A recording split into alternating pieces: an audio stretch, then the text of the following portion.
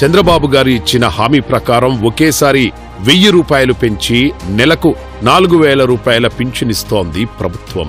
రాష్ట్ర వ్యాప్తంగా జగన్ మూసేయించిన అన్నా క్యాంటీన్లను పునరుద్ధరింపజేసింది. 16,347 ఉపాధ్యాయ పోస్టులతో మెగా డిఎస్సి ప్రకటించి భర్తీ ప్రక్రియ చేపట్టారు. దీపం 2 పథకం అమలులోకొచ్చింది. ఈ పథకంలో ఇప్పటి వరకు 1,90,00,000 మంది ప్రయోజనం పొందారు. తల్లికి వందనం కార్యక్రమాన్ని జూన్ 12న నుంచి ప్రారంభిస్తున్నారు. ప్రధానమంత్రి నరేంద్ర మోదీ గారి చేతుల మీదుగా రాజధాని అమరావతి పునర్నిర్మాణ కార్యక్రమాన్ని ప్రారంభింపజేసింది. ఏడాదిలోనే 9.2 లక్షల కోట్ల పెట్టుబడులకు ఒప్పందాలు చేసుకున్నారు.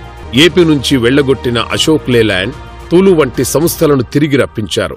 వాటితో పాటు టీసీఎస్, గూగుల్, ఎన్విడియా వంటి ఎన్నో సంస్థలు రాష్ట్రంలో పెట్టుబడులు పెడుతున్నాయి. యుద్ధ ప్రాతిపదికన రోడ్లు మరమ్మతులు చేపట్టి వీటితో పాటు మరో 7,000 కిలోమీటర్లు రోడ్లను కొత్తగా వేశారు. డ్వాక్రా మహిళలకు వడ్డీ లేని రుణాలు 5 లక్షల నుంచి 10 లక్షలకు పెంచారు. ఏడాది పాలనను చూసి ఇది సుపరిపాలన అని, సూపర్ పాలన అని అంటున్నారు.